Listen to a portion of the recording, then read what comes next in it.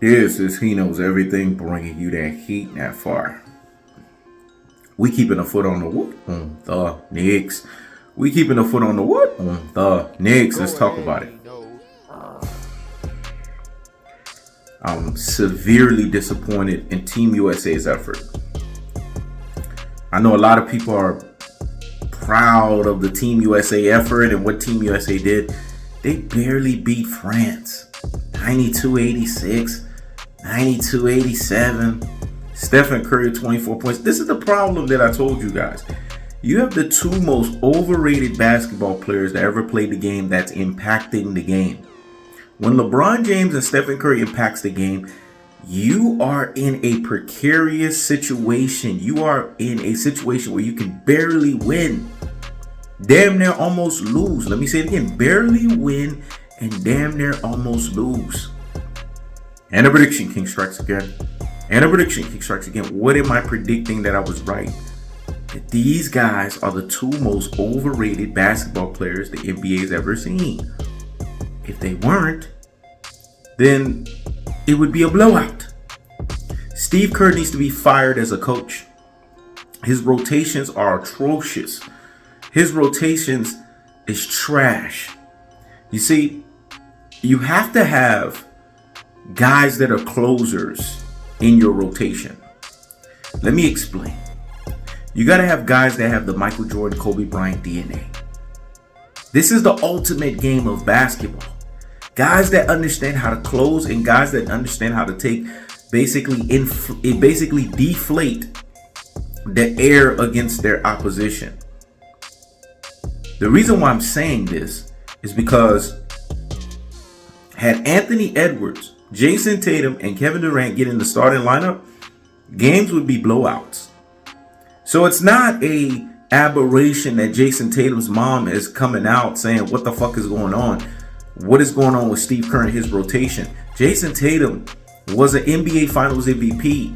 Basketball is a what have you done for me lately type of sport. Let me say that again. So hear me motherfucking well.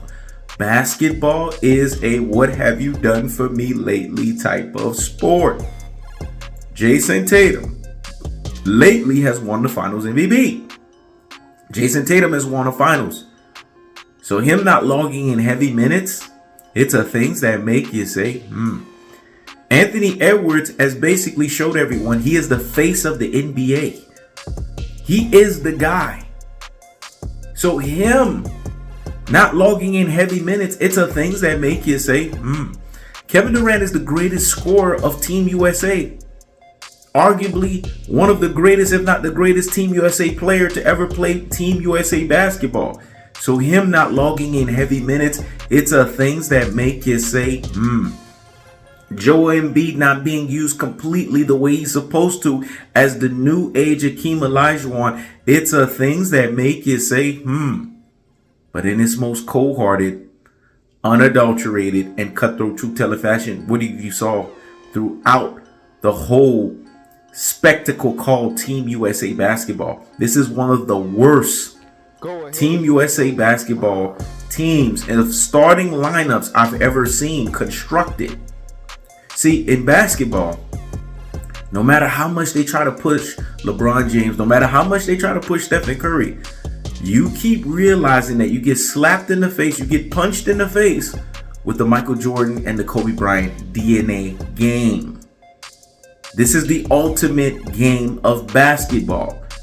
There's a reason why between the both of them, they've won 11 titles. There's a reason why between the both of them, they have cultivated the greatest coach in i.e. Phil Jackson. There's a reason why these two guys are studied in college thesis, i.e. I wanna be like Mike. If I could be like Mike. If I could be like Mike. And then you have Mamba mentality. There's a reason why LeBron James is not studied in college thesis. Stephen Curry is not studied in college thesis. Where you want to learn how to lose 6 times in the NBA Finals? You want to learn how to have an atrocious 40%. Really, it's 30% because we don't count 2020 bullshit and fuck shit bubble titles. Do you really want to learn how to become an errant three-point shooter, living and dying by the three-point shot, shooting the low percentage worst shot the NBA's ever seen, in i.e. Stephen Curry? I'm not impressed. It's sad and pathetic. Because you had the two most overrated basketball players that they're trying to basically constantly force down your damn throat. Let me say it again. They're trying to force it down your throat. We regurgitate that nonsense. No, let's contextualize it. We regurgitate that nonsense.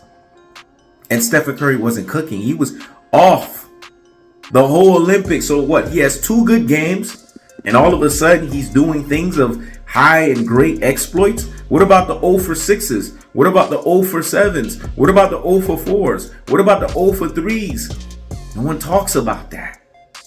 But I'm going to talk about it. I'm going to knock him down at his truest and his most properest levels of him shooting horrendous throughout this whole Olympics. But he has 2 good games, and all of a sudden he did something great. Stop the presses and pump the brakes on the nonsense and go sit down somewhere and what? Higgity fucking hush. When it's all said and done, man, I am saddened by what I saw. It's nonsensical. It's bullshittery. It's fuck shittery. And now all of a sudden they change the damn little rules to give LeBron James an MVP. The MVP in the Team USA used to always be the guy who scored the most points. The guy who impacted the most, like when Michael Jordan did it with Dream Team, when Kobe Bryant did it with Redeem Team, and when Kevin Durant did it in the 2016 team. When it's all said and done, it's pathetic. It's bullshit. It's fuck shit. It's nonsense. And right now, what you're seeing is one of the worst teams ever assembled. There should never be any close games when you have that level of conglomeration of superstars. It's clear that Steve Kerr doesn't know what the fuck he's doing. His coaching strategies are horrendous. He did not use the stars that he had in front of him the right way. And it shows you clearly how overrated LeBron James is and how overrated Stephen Curry is. I keeps the foot on the what? On the Knicks. I keeps the foot on the what? On the Knicks. This is He Knows Everything. Check it out.